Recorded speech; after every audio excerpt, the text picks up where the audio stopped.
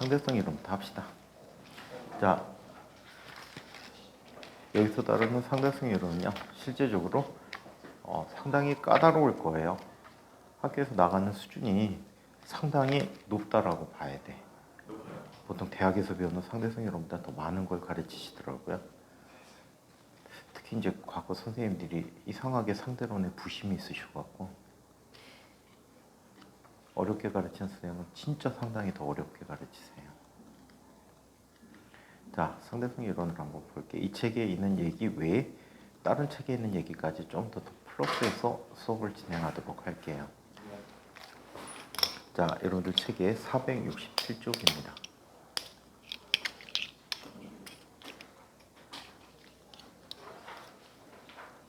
우리 11판도 선생님이 올려드릴까? 11판도 스캔을 끝냈어요. 문제는 11판 문제들이 더 많거든, 종류가. 자, 그러면 37장 얘기를 한번 살펴보도록 할게요. 내가 너희들 구글 드라이브 공유 안 했지? 새로요? 전에 했었니? 예전에 했었죠. 내가 그거 어디다 해놨는지 모르겠어. 찾아보고 없으면 새로 만들어서 내가 보낼게요. 아, 애들을 또 쫓아야 되니까. 그지? 경재하고 지용이는 내신에 부심이 있어갖고 영상 계속 챙겨볼지 모르겠어. 신입생이다. 자, 상대론에 대해서 이야기해 보도록 하자.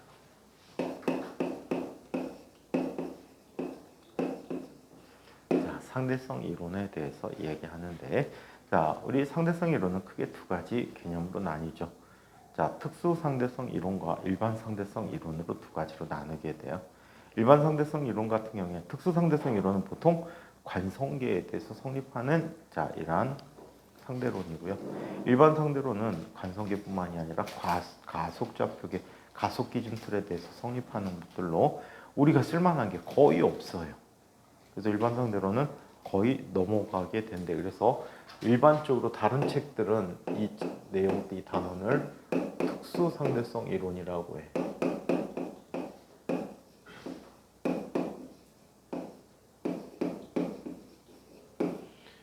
스페셜 렐러티비티 해갖고 이렇게 얘기합니다.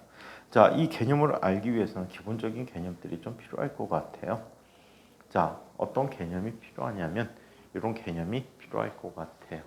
자, 빛에 대해서 연구를 하게 되는데 사람들이 자, 빛을 파동이라고 생각했어, 그지? 우리 파동 반원의 가장 큰 이야기 맥스웰 방정식이 있거든요. 우리 지난번에 맥스웰 방정식 다뤘었잖아, 그지? 이 맥스웰 방정식의 결과 빛은 파동성을 갖는다라고 얘기할 수 있었다고.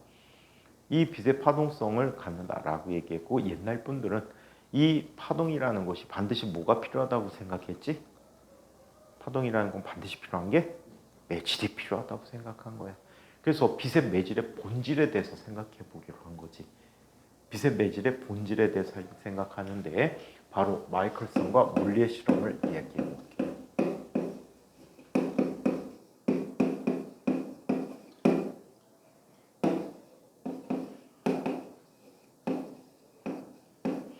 자, 파동의 맨 뒤쪽에 자, 우리 아마 이번 주말쯤에 수업할 내용 중에 마이클슨 간섭계라는 게 있어요.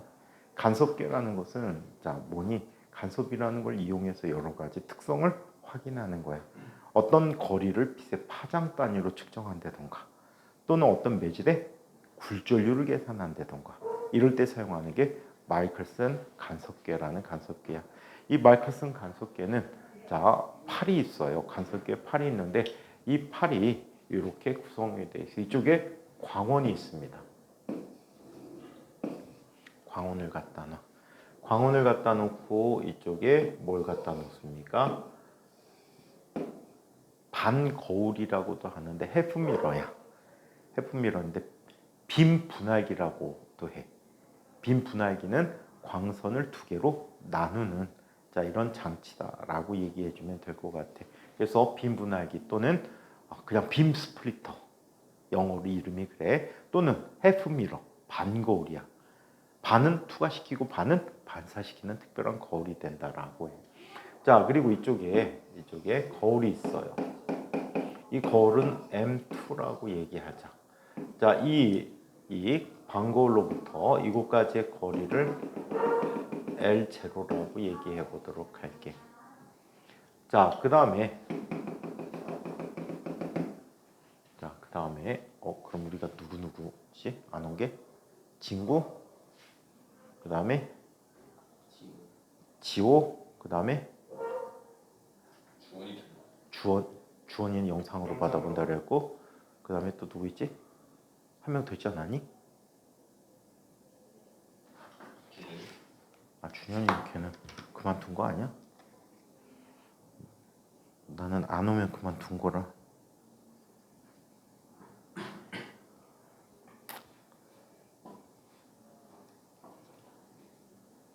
특강 첫 시간이라 모르겠어. 우리 특강 해놨구나. 터져라. 왜 안 터지니? 응?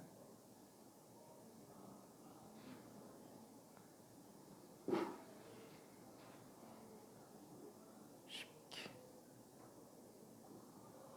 다 왔구나.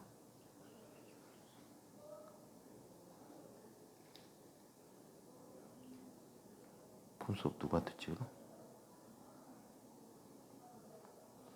지호 친구. 준현이도 출석부에서 잘렸구나 이제. 자, 그래서 팍팍 잘라야 돼. 안 나온 그지? 나갔다고 생각되는 애들을 붙잡고 있어. 자, 이쪽에 L0라는 값이 있어. 자, 이때 빛의 경로를 살펴보니까 이렇게 나타납니다. 이쪽으로 빛이 입사했어요. 반사돼서 M2까지 가고요. 그리고 2가 돼서 어디로 옵니까? 자, 이쪽에 관측자에게 와요. 관측자는 이거를 망원경을 통해서 관찰하고 있어요. 텔레스코프라고 해. 자, 한편 같이 온 빛은, 여기까지 같이 온 빛은 여기에서 2가 붙어 해요. 그리고 거울면에서 반사돼서 다시 이쪽으로 같이 들어오게 돼요. 이 녀석들의 위상 차이에 의해서 어떤 변화를 관찰할 것이라고 예측을 했어. 오케이? 어떤 변화를 관찰할 거라고 예측을 했어. 자, 이랬더니 이런 정지좌표계에서는 똑같은 거리에서는 위상이 차이가 없다라고 해. 실제 간섭계는요, 여기에 나사가 있어요. 나사를 조금씩 돌리면은 이 거울이 앞뒤로 움직일 수가 있어요. 오케이? 그러면 얘를 쪼여서 반파장 올 때마다 밝았다 어두워졌다 밝았다, 이게 반복되는 거야. 반파장 가면은 밝고 어두움이 계속해서 바뀌는 거야. 그래서 파장의 단위로 거리를 측정할 때 쓸 수가 있어요. 오케이? 두 번째, 여기에 어떤 매질을 갖다 놓아요. 그럼 매질 때문에 생기는 경로의 차이가 생기겠지. 윗부분과 아랫부분의 경로의 차이를 갖게 될 거야. 그래서 원래 매질이 없을 때 간섭 무늬에 대해서 매질이 있으면 간섭 무늬의 변화가 몇 개만큼 이동했다, 이런 식으로 표현하거든. 이런 이동에 의해서 얘의 매질의 굴절률을 알 수가 있어. 경로차를 계산하고 그 경로차가 n 람다 빼기 람자, 여기는 nl 빼기 l이라는 값이 되겠지.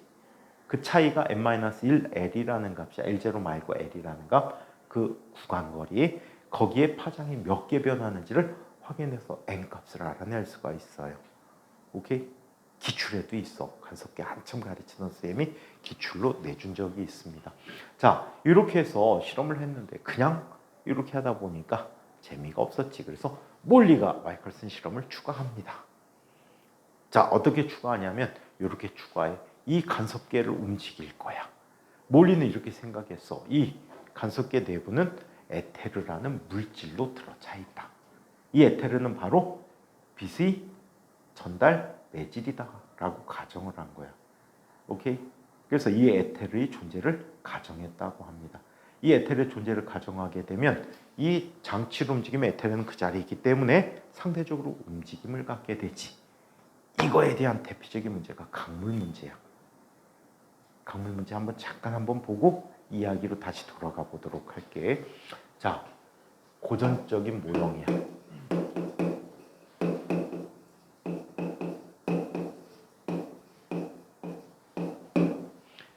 얘를 설명하기 위해서 이 모형을 만든 거야. 아주 쉬운 역학 문제. 우리 한 번쯤은 본 문제입니다. 여기 강이 있대요. 강폭이 L이라고 합니다. 이때 배는 어디로 가도 V라는 속도로 갈 수 있다라고.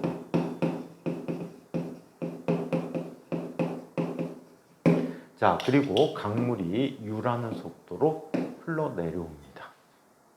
오케이? 이때 강을 똑바로 이렇게 수직하게 건너고 싶어.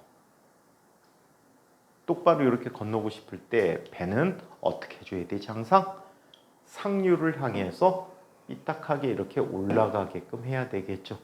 이게 배의 속력이야. 올라가는 만큼 배는 흘러내려오겠지. U라는 속력으로. 그럼 강둑에서 배는 어떤 속력으로 보이게 될까? 요 속력으로 보이게 될 거야. 이 속력이 얼마가 되죠? 루트 V 제곱 마이너스 U 제곱이라고 해요. 오케이? 자, 그렇다면 이 위치에서 이 위치까지 갔다 오는데 걸리는 시간을 TA라고 해보자. TA라고 할게. 그럼 TA는 그 값이 얼마가 되지? TA라는 녀석은 루트 V 제곱 마이너스 U 제곱이라는 속도로 2L만큼을 왔다 갔다 하는 거지. 그렇죠? 자, 한편 자, 배에 한쪽 위치가 있고요. 또 다른 위치가 있었어. 이 둘 사이의 거리도 L이야. 오케이? L이라고 하죠. 이때 강물을 따라서 내려갈 때는 배의 속력이 얼마로 보이지? V 플러스 U로 보이겠지. 그리고 거슬러 올라올 때는 얼마가 되니? V 마이너스 U라고 해줄 수가 있대. 오케이? 그래서 내려갔다가 올라오는데 걸린 시간을 TB라고 하자. 그렇다면 TB는 어떻게 돼버리지? TB는 V 플러스 U분의 L 더하기 V 마이너스 U분의 L이라는 값이 됐어. 그죠? 자, 그러면 얘 통분을 시키면 뭐가 되지? V 제곱 마이너스 U 제곱분의. 자, 이 VL이라는 값이 되겠지. 통분을 해서 더해준 값이야. 자, 여기서 얘들의 비를 한번 계산해 보기로 하였습니다. 자, 어떤 비를 계산해? TA분의 TB의 비를 계산해 보기로 했어. 자, 그러면 얘는 루트 V 제곱 마이너스 U 제곱분의 2L분의 V 제곱 마이너스 U 제곱분의 2VL이라고 할 수 있겠지. 그죠? 그럼 2L, 2L이 어떻게 돼? 지워졌어요. 그리고 요 녀석은 자, 루트의 제곱이라는 값으로 표현할 수 있잖아. 그럼 지워지면 뭐가 되지? 지워지면 루트 V 제곱 마이너스 U 제곱분의 자, 얼마? V라는 값이 됐대요. 양쪽을 V로 나누게 되면 뭐가 되지? 루트 1 마이너스 V분의 자, V분의 U의 제곱분의 1이라는 이런 꼴을 갖게 되었다라고 합니다. 이게 고전역학적인 모형의 마이클슨 몰리 실험에 대한 이야기야. 자, 그렇다면 빛에서는 에테르라는 매질이 존재한다라고 가정했을 때 어떤 모양이 되는지 그걸 한번 이야기해 보도록 하자. 희수는 큰 거 같지? 아무래도 갑자기 뛰쳐나가는 게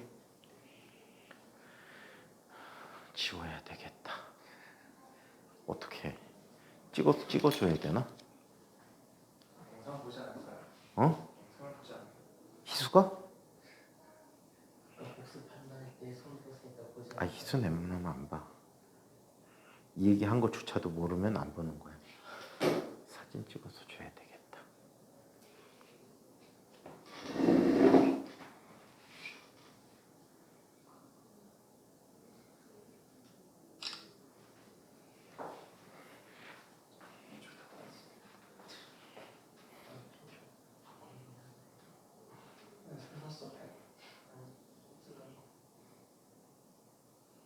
나이수.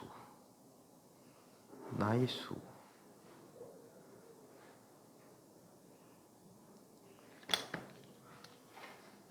자, 그러면 말크스 물리 실험으로 돌아가 보도록 하죠.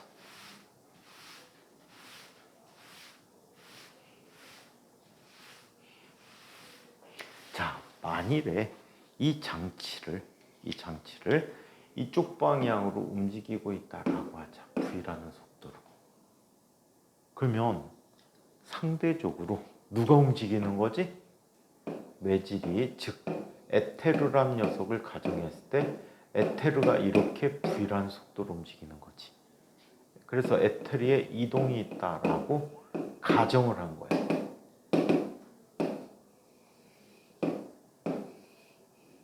에테르에 이동이 있다라고 가정을 했어.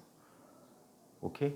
자, 그렇다면 얘 거리 M1이고 저거를 M2라고 했을 때 M1에 대한 값을 한번 비교해 볼까? M1에 대한 값 똑같아.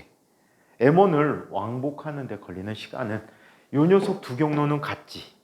그러면 이 경로와 이 경로에 대한 시간 차이가 경로의 차이를 설명해 줄 수가 있단 말이야. 오케이?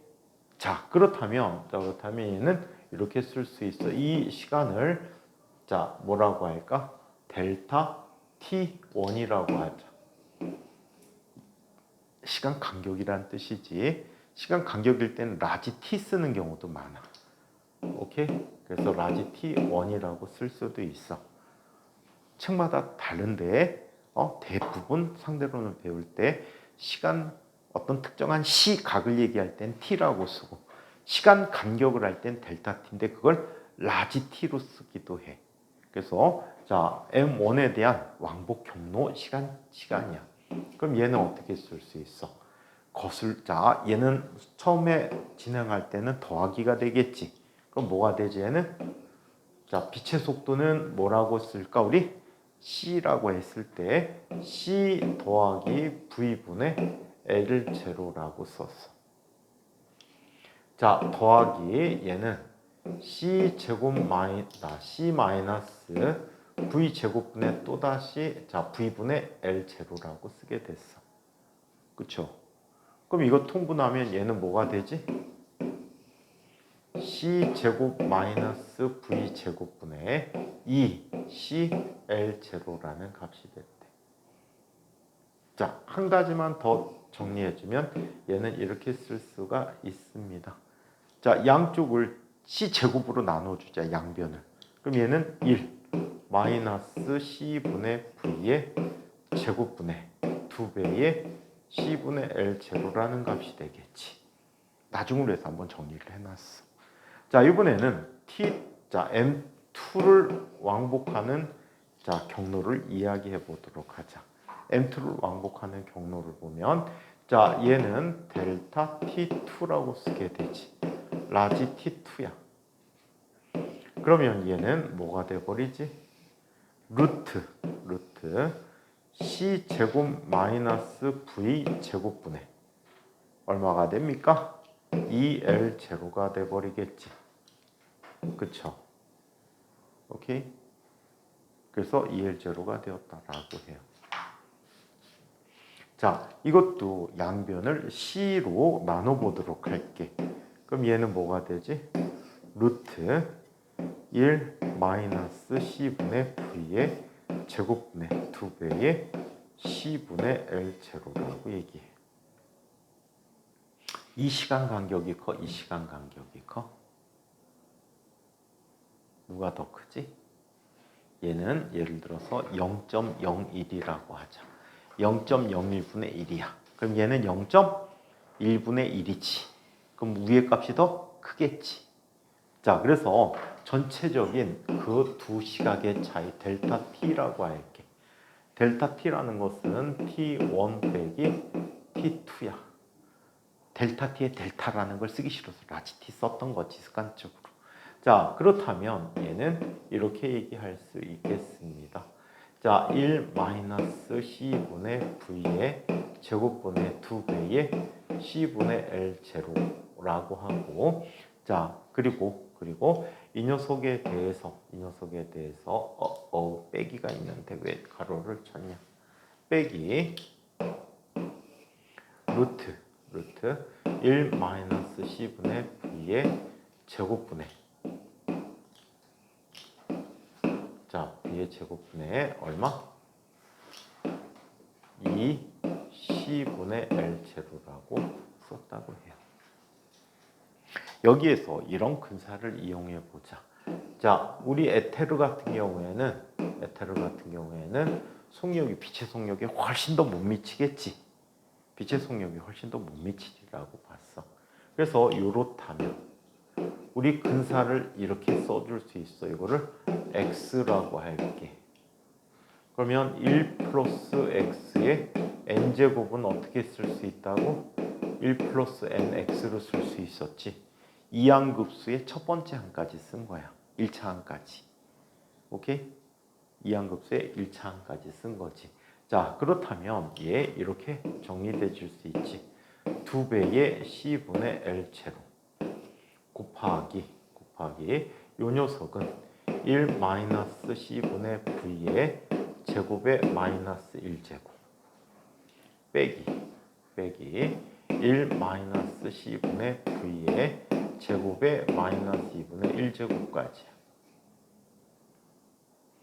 그러면 얘는 이렇게 쓸 수 있는 2배의 c분의 l 제로 곱하기 1 플러스 c분의 v의 제곱 빼기 1 마이너스 플러스 2분의 1 곱하기 c분의 v의 제곱 이라고 쓸 수 있게 된 거지. 어이씨. 이렇게 쓰게 된 거지. 그러면 1 지워지고 얘가 얘 2배지. 그래서 얘는 어떻게 나타납니까? 이렇게 나타나네. 2배가 자 나타나니까 자 이렇게 이야기해. 자 얘는 c분의 l 제로 곱하기 c분의 v의 제곱이라고 쓸 수 있게 된 거지. 오케이? 자, 이래서 이런 시간 차이가 있으리라고 계산이 되졌어. 이때 나타나는 간섭무늬가 있었을 거야. 오케이? 이때 나타나는 간섭무늬가 있었어. 이거하고 다르게 이동할 때 간섭무늬를 비교해 보기로 한 거야. 어떤 방향으로 이동할 때? 이번에는 자, 이 방향으로 이동할 때. 자, 이 방향으로 에테르의 이동이 있다라고 해.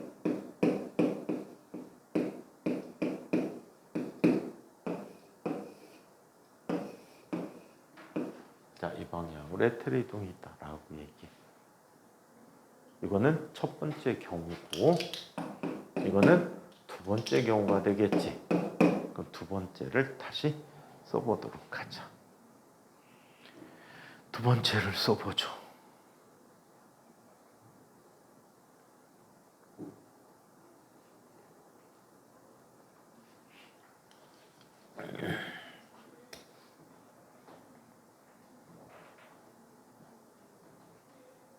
지우태야 이제? 다 정리했어?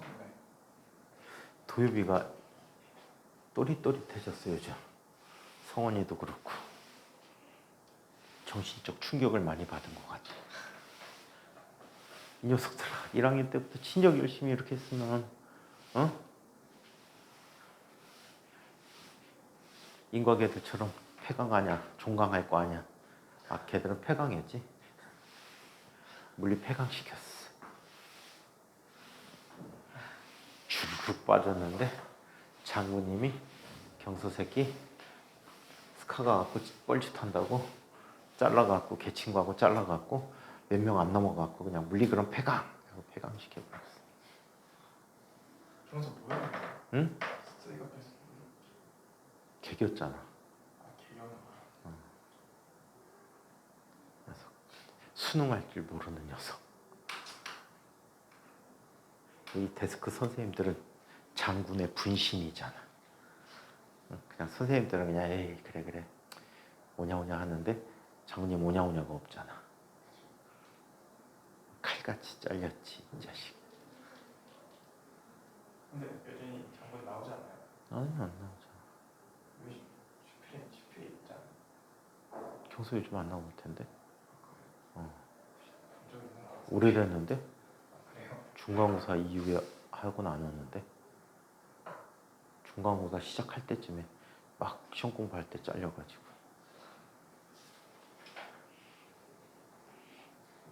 경서가 워낙 튀었잖아 중학교 때부터. 튀다가 철퇴 맞았지. 자 그러면 원래 그 세상살이가 그 모난돌이 정맞아. 그러니까 나중에 너희들이 이제 외국계 회사 들어가면 진짜 최선 다해서 열심히 일하는 게 좋은데 우리나라 회사는 대기업이고 뭐고 딱 남만큼만 해. 남보다 빨리 나가면 뭐 진급도 잘 될 것 같고 막 이런데 요즘은 그런 거 없어. 성과급도 똑같아. 그래갖고 항상 남만큼만 하면 돼. 공산주의가 되는 어? 공산주의. 공산주의라니까 진짜? 선생님 회사 다닐 때 그 회사 다닐 선생님 이제 삼성반도체 다녔는데 그 회사 다니면서 가장 실망한 게 뭔지 알아? 그 세계 인류를 꿈꾸는 그 회사에서 지금 이제 거의 세계 인류지? 거의? 근데 그때는 꿈을 꾸고 있었거든. 이거 회장된 지 얼마 안 돼 갖고 막 꿈을 꾸고 있는데 뭐 개판이야. 이제 선생님 쪽은 이제 기술직이다 보니까 이제 공정기술이라고 라인에 항상 붙어 있을 필요는 없거든. 자기가 테스트하고 보고서 쓰는 일도 있고 뭐 다른 부서하고 협력 관계가 있으면 거기가 있을 수도 있어. 예를 들어서 선생님은 관측을 많이 해야 되거든. 테스트 결과를 관측해야 되는데 보통 관측 장비가 셈이었어. 그럼 셈인데 일반 셈은 그냥 안에서 할 수 있는데 이제 버티컬 셈이라는 게 있거든. 반도체 단면을 잘라가 그거를 셈으로 보는 거야. 그러니까 시료를 만드는데 시료 하나 만드는데 하루 종일 걸려. 나가리 되지? 그럼 다음날 또 만들어야 돼. 나가리 되는 게 뭐냐면 반도체에서 기판에 요만한 게 생겨. 그때 당시 이 크기가 0.01 마이크로미터 정도 됐었거든. 그러면은 여기에 있으면 이게 반도체 웨이퍼야. 웨이퍼가 있으면 여기에 있어. 그럼 대충 잘라. 근처까지. 자른 다음에 여기 또 시료를 요만큼을 잘라가지고 요 면을 봐야 되니까 요렇게 만들어야 돼. 딱 요렇게 반을 지나가게. 그럼 그라인더 이제 숫돌 같은 걸로 갈거든. 기계로. 그럼 그걸 지키고 있어야 돼. 지키고 있다 깜빡 졸지. 그럼 지나갔어. 그럼 새로 샘플 만들어야 돼. 가서 새로 만들어 갖고 와. 그래갖고 또 잘라놓고 그라인더로 갈아. 근데 이게 눈으로 안 보여. 현미경으로 봐야지만 이게 있는지 없는지 확인돼. 근데 이게 잘라놓은 상태에서는 일반 현미경 갖고도 안 돼. 그래갖고 쌤에다 넣어야 돼 일단. 넣어놓고 이제 찾는 거야. 에이 지나갔네. 새로요. 그건 시료 취소하고 새로 만드는 거야 그거를. 그러면 이거 사진 하나 찍는데 3박 4일도 걸려. 응? 앞칠판은 카톡으로 보냈다. 네. 죽는 줄 알았어요. 왜? 네, 아까 라면 먹고 나서 에너지 드링크도 마셔가지고 배탈 난 거야? 네, 한번 왜 그러고 토했다고? 그렇게 많이 한 건 아닌데 좀 속이 많이 그럼 과식해서 그런 거 아니야? 원래 탄산 마셔서 그런가? 과식하면 넘쳐 나오잖아. 선생님 너 어저께 막 쏠려갖고 죽는 줄 알았어. 뱉어내고 오느라. 아니 얘기를 들어봐. 이제 목욕탕을 갔어. 그래갖고 시원하게 때를 빌고 나오는데 선생님 다니는 목욕탕 근처에 백반 맛집이 있어. 동태찌개가 8,000원인데 동태찌개에 제육을 줘. 쌈도 준단 말이야. 그다음 반찬이 8가지인가 나와. 근데 8,000원이야. 놓칠 수 없잖아. 그래갖고 딱 먹는데 앞에 사람이 소주를 먹고 있는 거야. 그때가 한 4시 반쯤? 근데 소주 먹었던 뒤질 것 같아. 그래갖고 간만에 막걸리 한번 먹어볼까? 여기서 간만이라는 건 선생님 막걸리 먹어본 지가 지금 십몇 년 됐었어. 계속 소주, 맥주는 어쩌다 거의 소주를 먹는데 소주가 선생님 먹는 술의 약 97, 8% 소주거든. 나머지 프로가 맥주. 맥주는 보통 소주 먹기 전에 더울 때 시원하게 한 잔 땡길까 하고는 맥주 한 입 탁 먹고 그 다음부터 이제 소주를 이제 바른다고. 근데 뜬금없이 막걸리를 시켰다. 맛있어. 오랜만에 먹으니까. 그래갖고 제육볶음에 그냥 다 먹었지. 다 먹고 집에 오는데 막걸리에 취한 거야. 또 어저께 낮에 엄청 더웠잖아. 햇빛이 엄청 났잖아. 나오는데 집에 오니까 막 진짜 막 취기가 쫙 올라와. 그래서 안 되겠어서 목욕한 건 다 나가리 됐어. 그러면서 땀에 젖어버렸어. 그 샤워를 딱 하고 에어컨을 선풍기 바람 갖고 잽이 안 되더라고. 에어컨 딱 켜놓고 소파에 누웠어. TV 본다고. 근데 그 막걸리 기운에 잠이 들어버렸어. 8시 반에 약속이 있었는데 7시 반에 깬 거야. 좆됐다. 그리고 부랴부랴 또 옷 입고 약속 지키러 갔다고. 근데 그 막걸리 먹고 취기가 선생님이 사람 만나갖고 술 못 먹은 게 어저께 처음인 것 같아. 두 번째야. 아주 옛날에는 선생님 후배하고 자꾸 만나자고 전화할까 그래 보자 하고서는 딱 나갔는데 갑자기 컨디션 급 난조. 사람이 막 뭐를 어떻게 해야 되니 막 땅으로 꺼지는 것처럼 몸이 처져. 그래갖고 술까지 시켜놨는데 도저히 입안에 안 들어갈 것 같아. 먹었다 죽을 것 같아. 사장님 콜라. 콜라 한 병 먹고 한 30분 만에 야 오늘 그만. 나 힘들어 죽겠다. 이러다 앉아있다 나 죽을 것 같아. 다음에 보자 하고 집에 와버렸어. 얼마나 힘들었으면.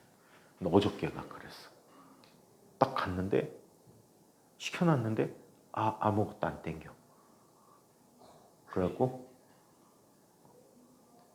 디저트 카페 갔어.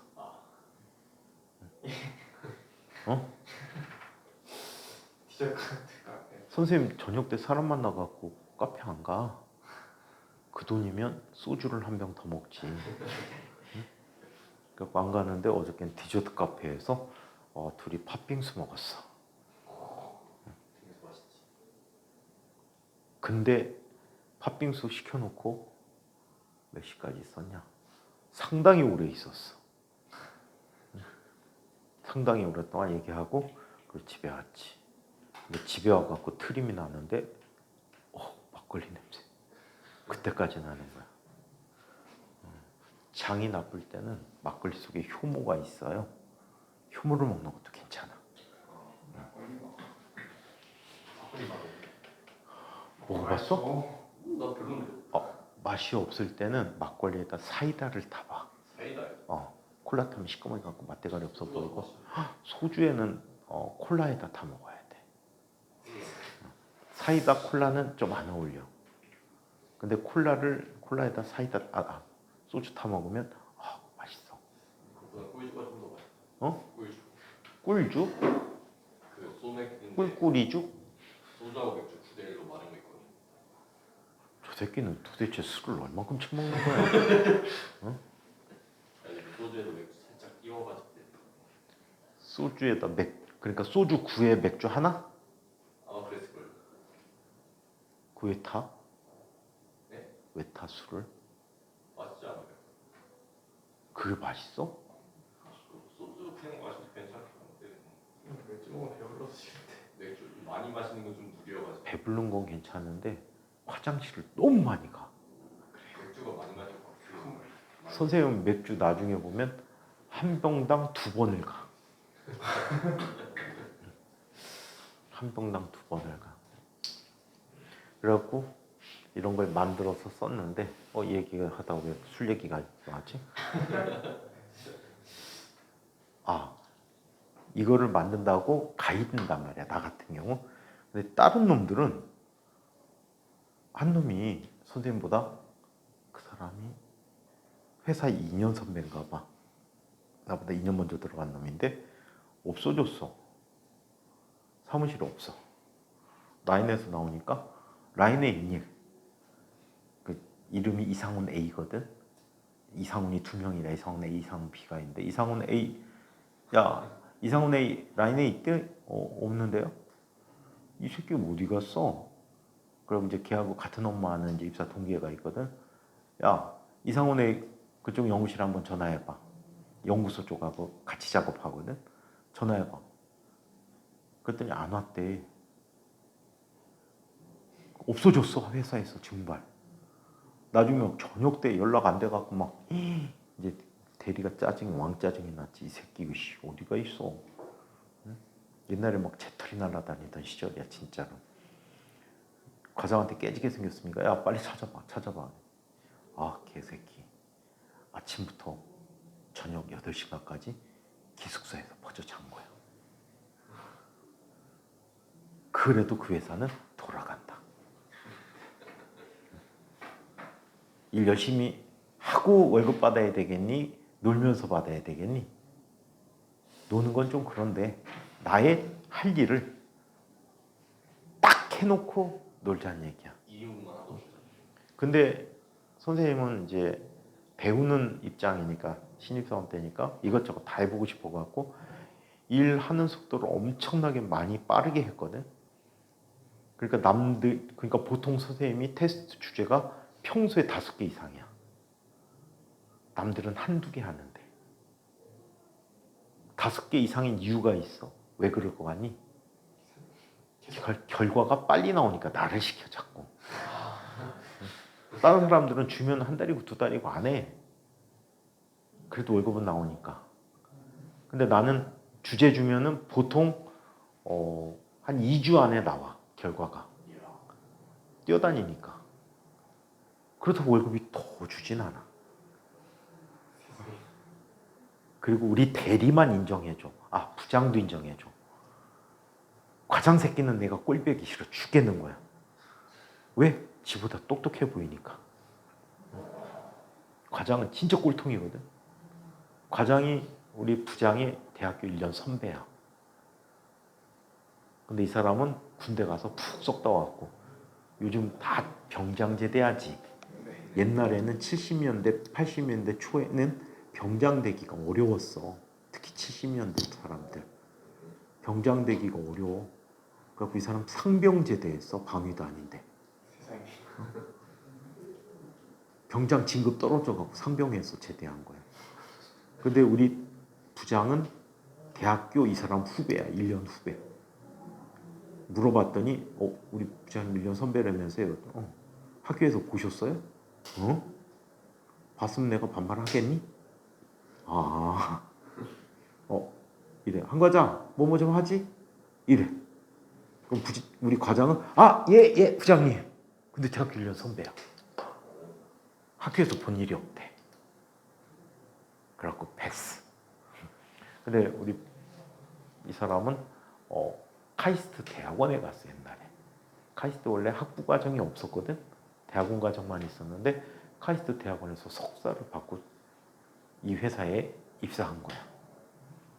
진급이 무지 빨라. 군대도 안 갔다 왔고. 엄청 똑똑해 사람이. 재밌기도 하고 똑똑도 해.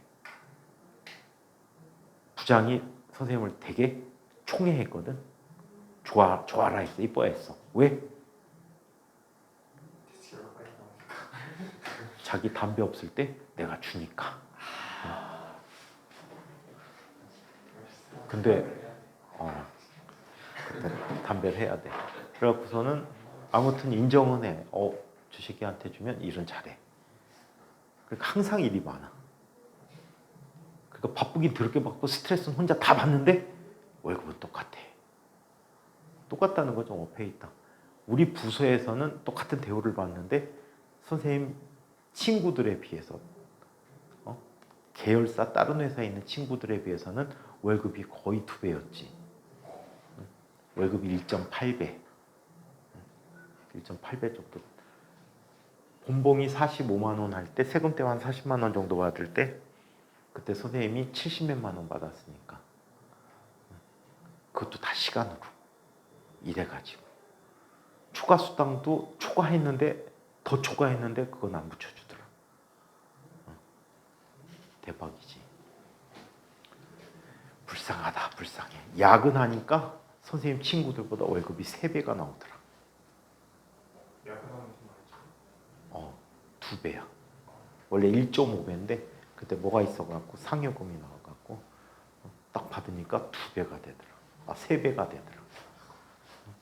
선생님 친구들이 40만 원 정도 받을 때 세금 다 떼고 120 얼마 받았으니까 애들이 맨날 나보고 하는 말이 술 사. 그래서 술 엄청나게 샀다 옛날에는.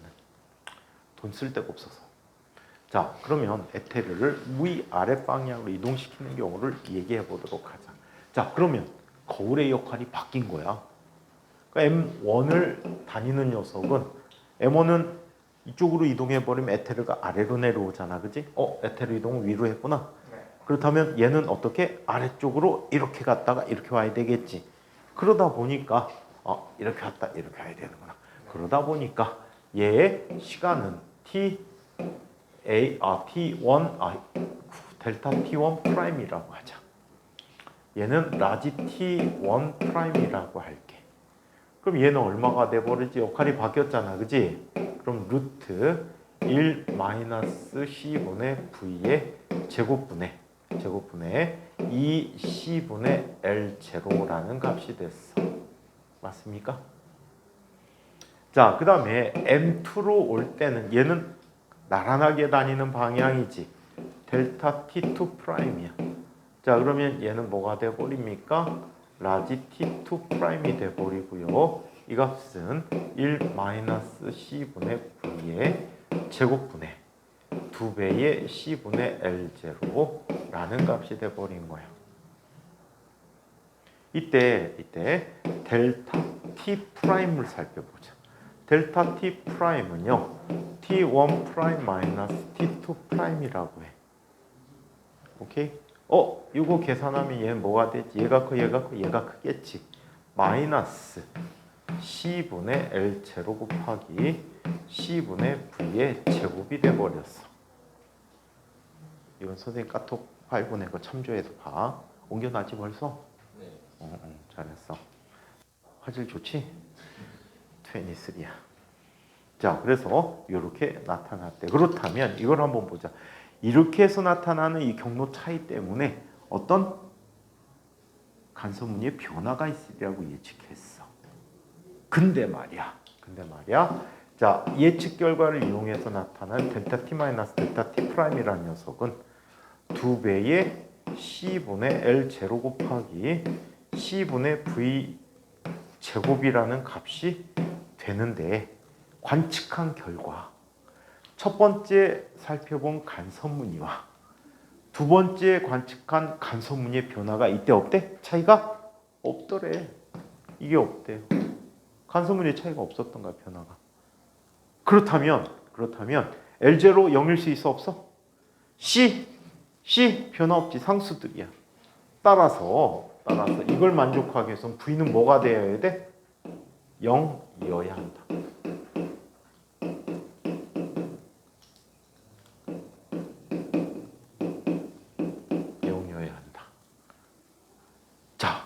에테르가 움직였다라고 가정했는데 그 속도가 0이야. 그렇다면 에테르는 존재하지 않는 거지. 에테르는 없다.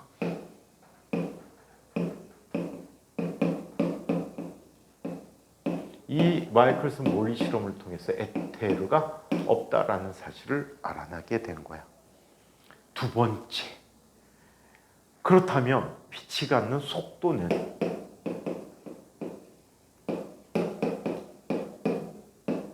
빛의 속도의 크기는, 자, 이렇게 가면은, 자, 이 방향으로 다닐 때 빛의 속도는 루트 C제곱 마이너스 V제곱이지. 근데 V가 0이잖아. C야. 또 이렇게 다닐 때는 C 플러스 V, C 마이너스 V 이런 꼴이어야 되지. 그런데 이 경우에도 뭐가 되니? V가 0이니까 빛의 속도는 어떤 상황에서도 항상 어때? C다. 이걸 우리는 뭐라고 해? 광속. 불변의 법칙 또는 불변의 원리. 이 두 가지 사실을 마이클슨 몰리 실험을 통해서 알아내게 될 거야. 오케이?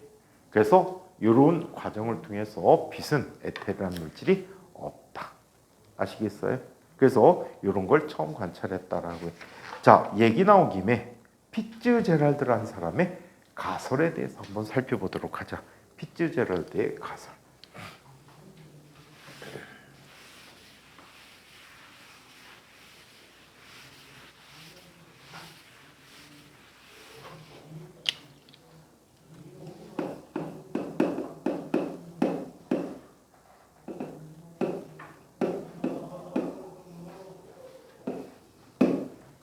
자, 피츠제랄드의 가설을 보자.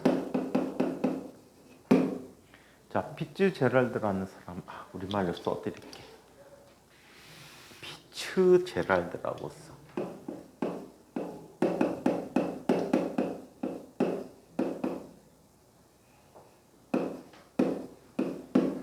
자, 피츠제랄드의 가설에 대해 살펴보도록 하죠. 피츠제랄드는 좀 전에 마이클슨 몰리 실험에서 이 빛이 어디로 가도 어떻게 도착한다는 얘기야?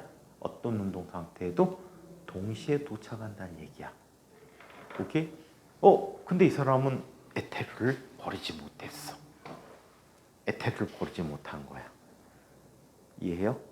그래서 이 사람은 이렇게 생각하게 된 거야. 다시 한번 간섭계 그림을 하나 다시 그릴게.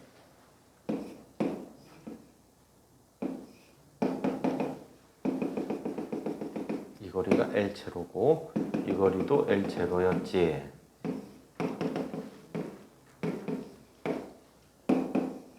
그래서 빛이 갔다가 이렇게 갔다 왔고 빛이 또 갔다가 이렇게 온 거야. 근데 우리 계산한 결과 자, 빨간 경로의 시간이 길어? 노란 경로의 시간이 길어? 빨간 경로의 시간이 더 큰 거지.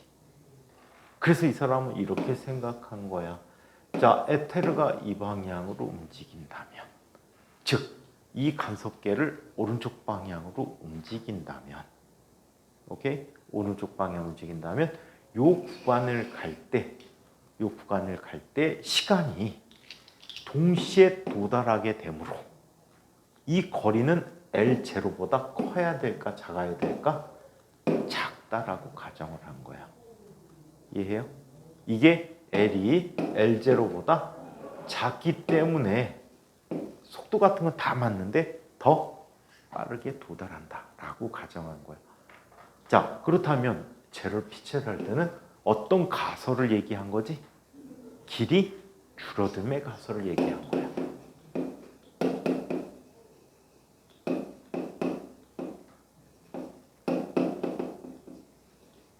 길이 줄어듦의 가설을 얘기했다. 원래 상대론적으로는 맞지 않는 얘기인데 결론은 같다. 시기 같다, 시기. 그래서 피츠제랄드는 이런 얘기를 하게 됩니다. 자, 첫 번째 빨간 경로로 왔다 갔다 할 때 시간을 델타 t1이라고 했지. 이 값은 얼마가 되니? c 제곱 마이너스 바꿔 쓸게.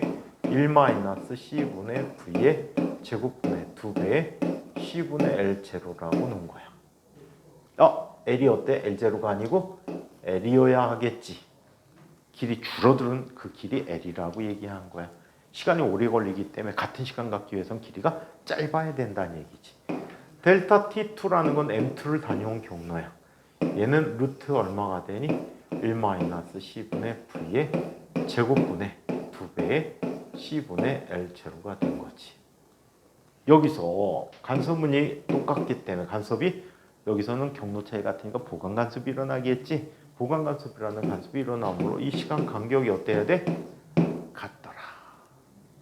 얘가 같다는 사실로부터 이렇게 쓸 수가 있겠지. 1 마이너스 C분의 V의 제곱분의 2배의 C분의 L 이라는 값이 루트 1 마이너스 C분의 V의 제곱분의 2배의 C분의 L0라는 값이 돼버린 거예요. 자, 이 C, 그 다음에 이 녀석 넘어가 버리면 이렇게 쓸 수 있대. L이라는 녀석은 L 제로 곱하기 원래 길이에 대해서 1-C분의 V의 제곱만큼 줄어들었다라고 얘기하게 되는 거야. 이게 나중에 길이 수축에 관한 식이 될 거야. 증명하는 과정이 이렇게 증명하진 않아. 피츠제럴드는 우연히 에텔의 존재를 포기하기 싫어서 이런 실험을, 이런 가설을 내세웠던 거지. 사실은 틀린 얘기지만, 방법론적으로 전체 틀리지만, 아무튼 의인은 길이 수축에 대한 처음 가설에 도입을 했다라고 얘기해 줄 수가 있습니다. 자, 두 번째 이런 걸 한번 살펴보도록 하자. 자, 측정에 관한 얘기를 해보죠. 상대론적인 측정에 대해서.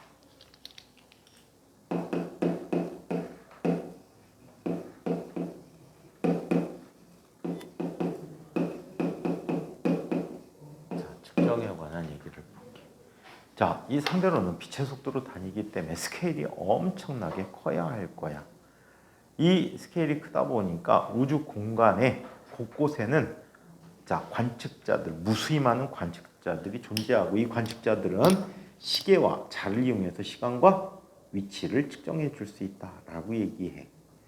그럼 시간을 측정해야 돼. 시간이 어떻게 해야 돼? 온 우주의 시간을 같은 시각으로 맞춰놔야 되겠지. 그 같은 시각으로 맞추기 위해서 우리는 시계를 어떻게 할 필요성이 있어? 똑같은 시간을 가리키게 할 필요성이 있겠지. 그래서 시계의 동기화라는 얘기를 한번 보자.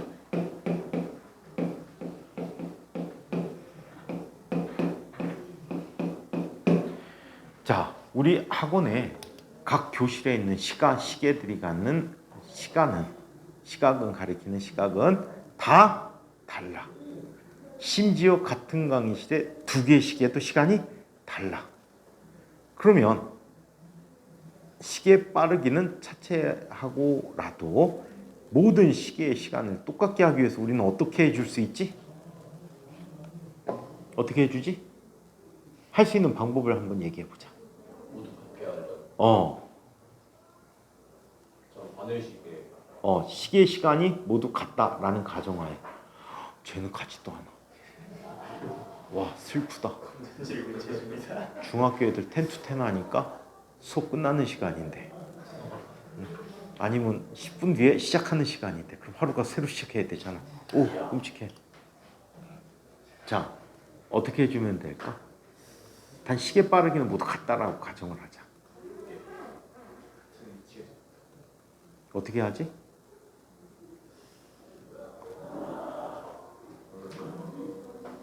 태연이 어떻게 할까? 온 우주 공간의 시간을 같이 하고 싶어. 근데 일례로 강의실의 시계들을 예를 든다면 이 강의실의 시계들이 모두 다르기 때문에 똑같게 하는 방법이 어떤 방법이 있을까? 물론 맞춰줘야 되겠지. 어떻게 맞춰줘야 돼?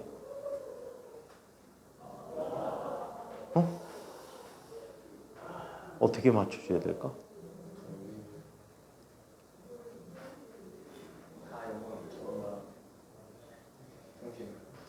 어디에서? 자, 도유비는 이 생각을 한 거야. 시계를 모두 한 방에다 몰아갖고 와. 그래서 옆에 시계를 보면서 다 같은 시간으로 맞춰서 강의실로 이동시키는 방법을 택했지. 물론 현명한 방법이야. 그런데 문제가 있어. 어떤 문제? 우주에서는 이 시계를 이동시키는 동안 시계의 시간이 달라져. 온 우주에 있는 시간을 확정할 수 없게 돼버리는 거야. 그럼 또 이런 방법 있잖아. 강의실에서 내가 내 핸드폰 시계를 보면서 강의실 돌아다니면서 다 맞추는 거야. 그럼 강의실의 시계가 모두 같아지겠지. 근데 우주에서는 내 시간이 부정확해져. 왜? 내가 갖고 다니거든. 내가 돌아다니다 보니까 시간이 변화되게 돼. 움직인다는 것 자체가 문제가 되는 것 같아요. 그럼 속도를 갖고 움직인다는 게 문제가 되지. 그렇다면 온 우주의 시간을 어떻게 하면 맞출 수 있을까? 이런 방법이라면 어떨까? 자, 시계의 동기화라는 얘기를 볼게. 이쪽에 기준이 되는 시계가 있어. 와 오늘 되게 큰일 났다. 엄청나게 졸립다 지금. 나이 먹은 선생님들한테 10to 10 하라는 건 무리야, 그지? 10to 10 하다가 골로 가지. 나 10년은 수명이 단축될 것 같은데 10년 10일이 단축될 것 같아. 자, 이쪽에 12시 정각을 가리키는 거야. 0시, 0분, 0초를 가리키게끔 해놨어. 그리고 이 시계로부터 1광초만큼 떨어진 곳에 1광초라는 건 무슨 뜻이야? 빛이 1초 동안 가는. 그렇지. 빛이 1초 동안 갈 수 있는 거리. 이 거리가 1광초야. 자, 여기에 있는 시계는 어떻게 맞춰놔? 0시 0분 1초라고 맞춰놔. 자, 또 1광초만큼 떨어진 곳에 또 다른 시계를 갖다 놓지. 자, 원점으로부터 2광초만큼 떨어져 있는 아이야. 2광초만큼 떨어져 있는 아이인데 얘는 어떻게 해줘야 돼? 0시 0분 2초가 되었다라고 해. 이런 식으로 계속 1광초마다 시계를 설치하는 거야. 얘는 정글짐과 같은 그립들을 설치해. 정글짐이 뭔지 아세요?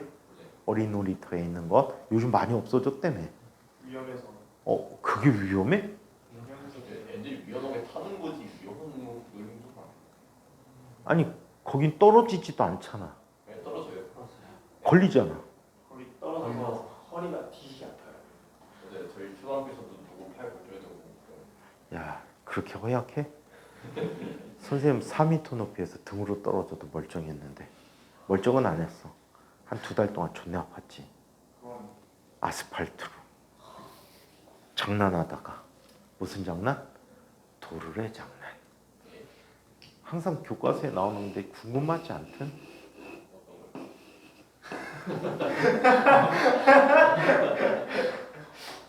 나의 몸무게 절반이 든대잖아. 궁금하지 않든? 진짜 절반 들어. 난 궁금해서 해본 거야. 여기 곤돌라를 갖다 놓기가 힘드니까 어떻게? 올가미를 걸었어. 그리고 한쪽 발을 이렇게 꼈어. 팔로 당겼더니 쑥쑥쑥 올라가. 그래갖고 확인 끝. 나버리고. 근데 그때부터 이제 문제가 생긴 거야. 어떤 문제? 이게 이렇게 당겨지긴 하는데 이게 안 되더라. 거꾸로 하는 게 안 돼.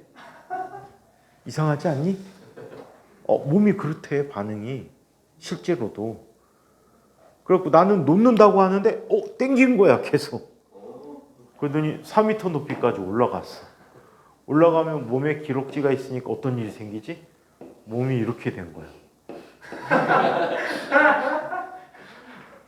근데 올가미를 발 여기다 중간에다 껴놓으니까 얘가 쑥 하고 빠졌지. 그대로 떨어졌지. 응? 한 3m 90? 3m 한 80? 이 정도에서 떨어졌어. 그러고도 살아있는데 오늘.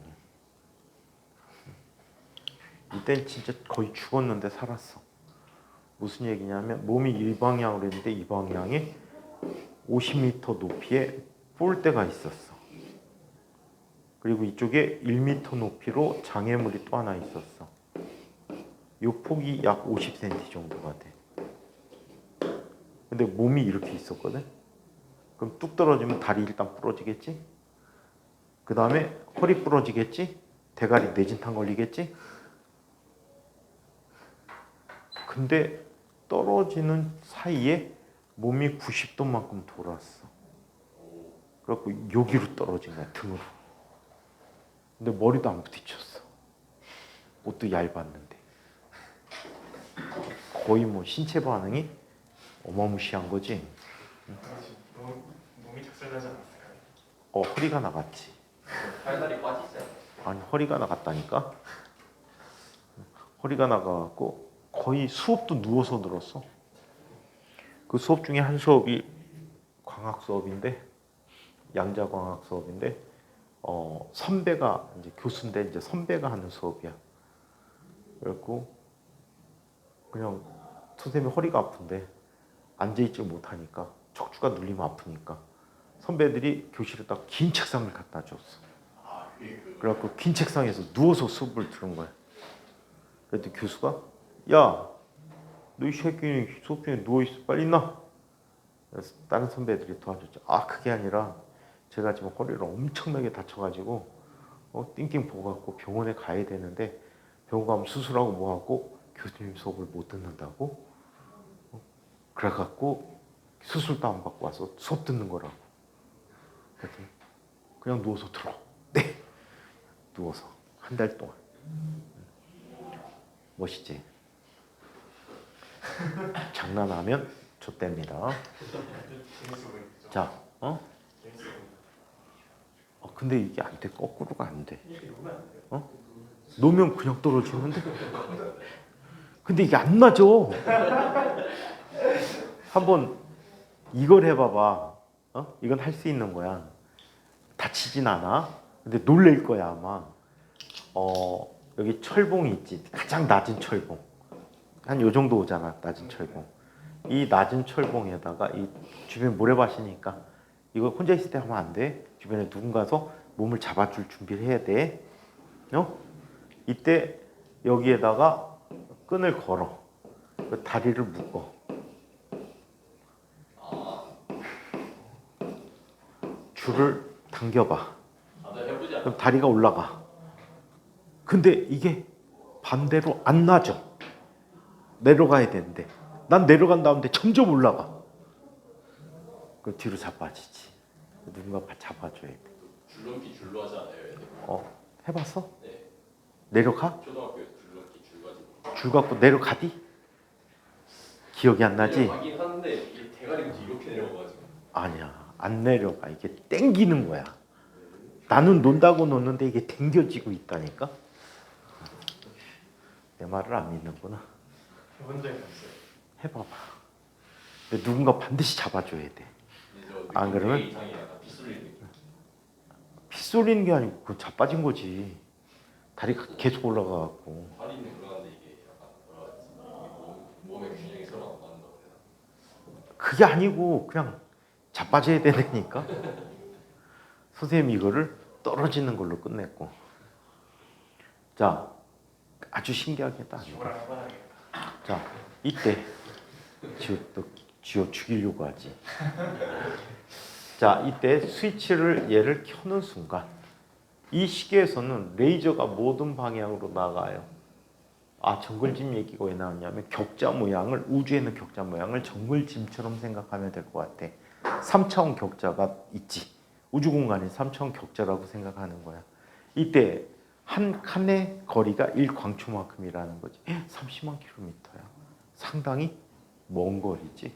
자, 이렇게 가버렸대.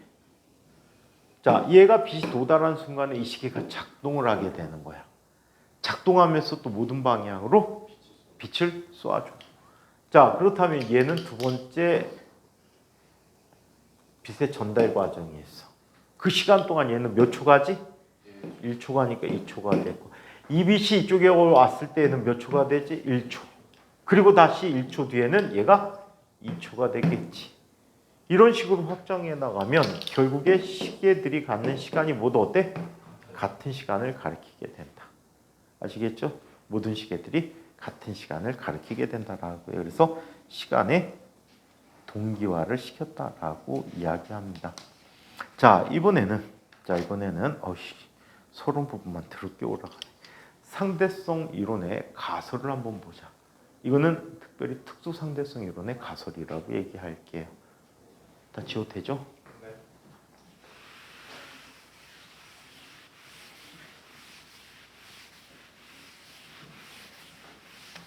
다음 시간에는 내일은 어마무시한 적분을 할 거예요.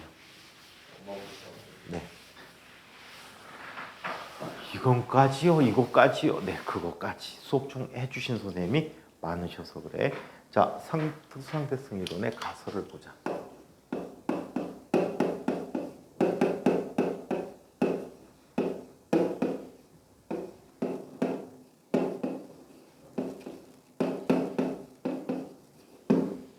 자, 특수상대성 이론의 가설 얘기를 살펴보는데, 자, 먼저 상대성의 가설이라는 게 있어. 이 책은 상대성의 가설이라고 했는데, 자, 보통은 상대성의 원리라고 이야기해요. 오케이? 일반 책들은 상대성의 원리라고 많이 표현해. 이 책만 포스트레이트 해갖고 상대성의 포스트레이트 해갖고 가설로 표현한 거야. 자, 얘는 의미가 이래. 모든 물리 법칙은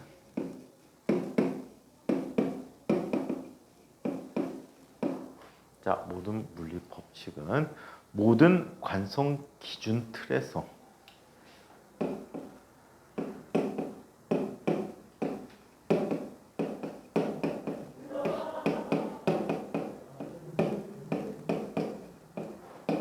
자, 틀에서 동일하다라고 하는데 모든 관성 기준 틀의 관측자에게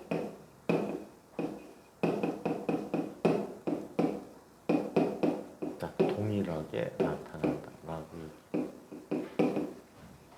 물리 법칙이 동시에 자, 같은 모양으로 성립한다라고 얘기.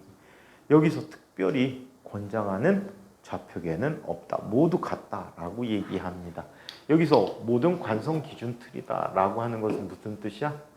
속력이 0이거나 속력이 일정한 기준 틀을 의미해줘요. 오케이? 안 그러면 얘는 관성력과 같은 힘이 생길 수 있기 때문에 그렇지. 자, 그래서 이와 같은 것이 자, 우리 상대성의 가설이라고 한다. 이 가설은 자, 상대성 원리를 처음 얘기한 분이 갈릴레이거든. 갈릴레이의 좌표계를 통해 설명해 줄 수 있는 얘기야. 자, 그거와 로런츠 변환에 대해 설명한 얘기인데 로런츠 변환도 또 무지 중요하게 다루시는 얘기구나. 자, 그 다음 이야기가 광석 불변의 가설이라고 썼어.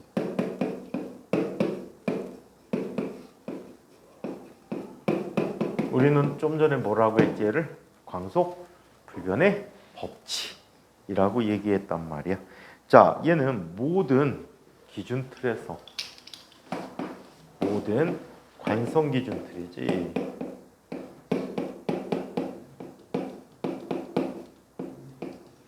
사실은 관성 기준 틀뿐만이 아니고 모든 기준 틀에 대해서 다 이야기해 줄 수가 있는데, 자, 진공 중의 빛의 속도는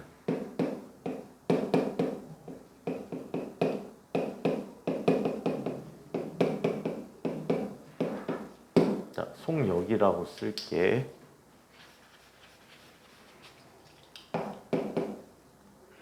역자만 썼네.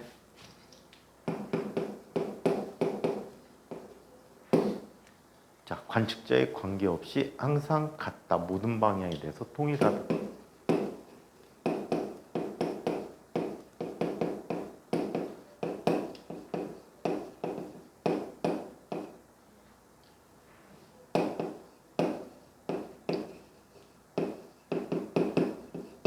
자, 그래서 이것을 광속 불변의 법칙이라고 한다. 즉, 진공 중에서의 빛의 속도는 뭐가 된다는 얘기지?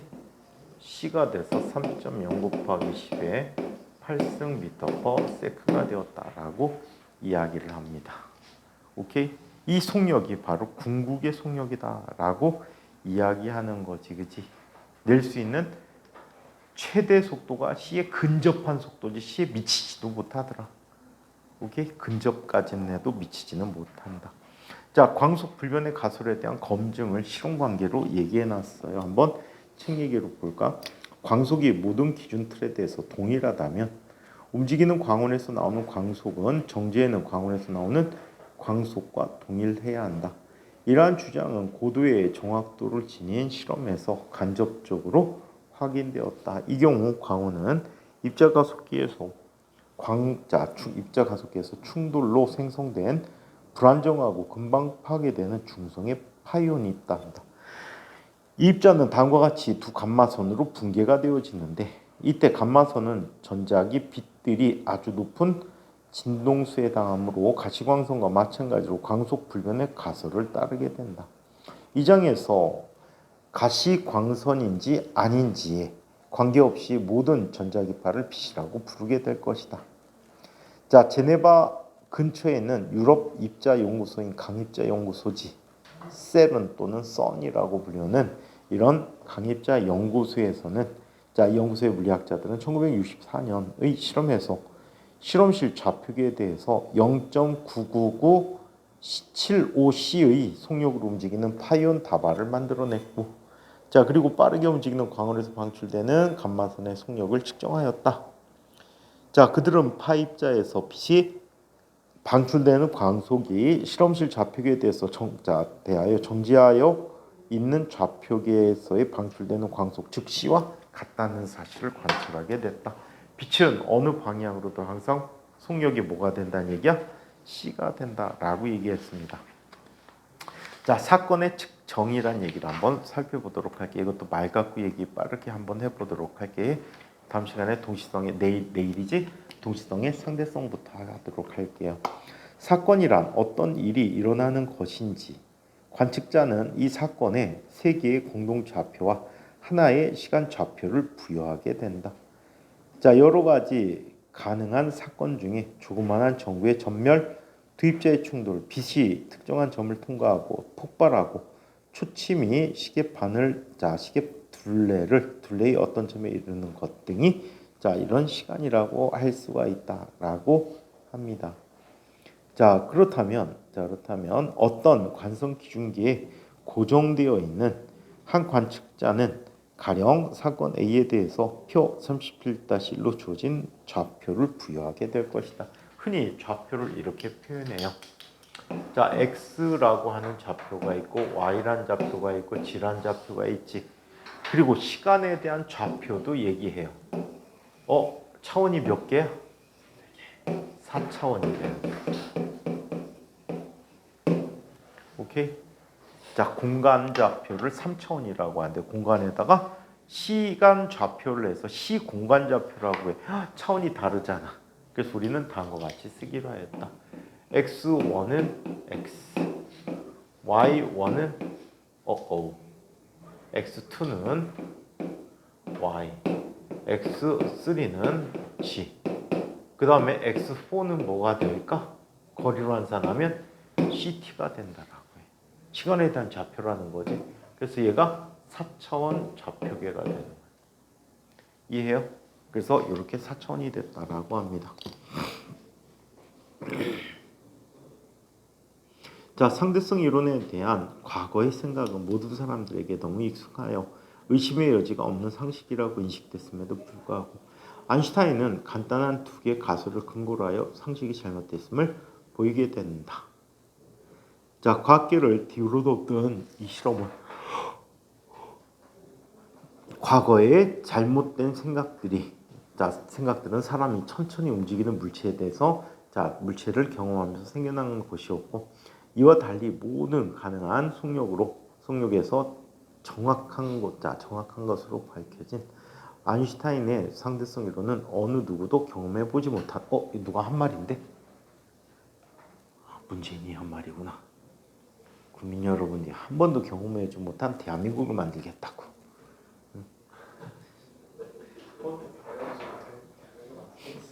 매일 달라지잖아.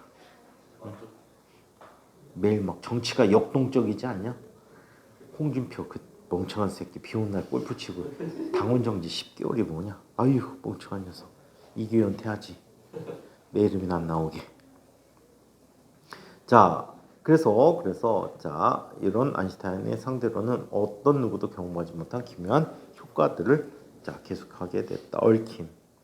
특히 공간과 시간에 얽혀 있어서 두 사건 사이의 시간 간격은 두 사건이 얼마나 멀리 떨어져 있는지에 따라 달라지며 두 사건 사이의 공간적인 간격도 그들 사이에 시간 간격이 얼마인지에 따라 정해진다는 것을 아인슈타인은 보여주었다. 그 결과는 서로 상대적으로 움직이는 관측자에게 다르게 나타난다. 예를 들어 시간은 기계적이고 또 째깍거리는 시계처럼 같은 속력으로 진행된 것만은 아니다. 시간의 속력은 신축적이고 상대성 이론은 시간이 흘러가는 빠르기로 변화시킬 수 있다. 1905년에 이전에서 누구도 상상하지 못했던 일이 일어난다. 그러나 상대론으로 상식을 바꾸는 자 오늘날의 과학자나 공학자는 이를 당연하게 받아들이게 된다. 자 예를 들어 네이브스타라고 하는데 네이브스타라고 하는 인공위성이 GPS를 다루는 공학자라면 상대론을 특상대성 이론과 일반 상대론이 모두 포함되기 경우에는 자, 이것을 항상 사용해야 한다. 왜냐하면 시간의 속력이 인공위성과 지면에서 서로 다르기 때문이다. 만일 공학자들이 상대론적인 효과를 고려하지 않는다면 GPS는 아무도 못 가서 무용지물이 될 것이다. 하루도 못 가서 무용지물이 될 것이다. 자, 특수상대론의 이론자 어렵다는 평판은 결국 수학적으로는 결코 어려운 것이 아니다. 적어도 여기선 그렇다. 그러나 한 사건을 계속 측정하면 그 측정이 어떻게 이루어졌는지 대단히 주의해야 한다. 자, 이런 점에서 자, 상대론이 어렵다. 또한 그 결과가 우리 경우가 모순되는 경우들이 많아서 어렵다라고 얘기합니다. 그래서 이 다음 얘기는 우리 다음 시간에 한번 보도록 할게요.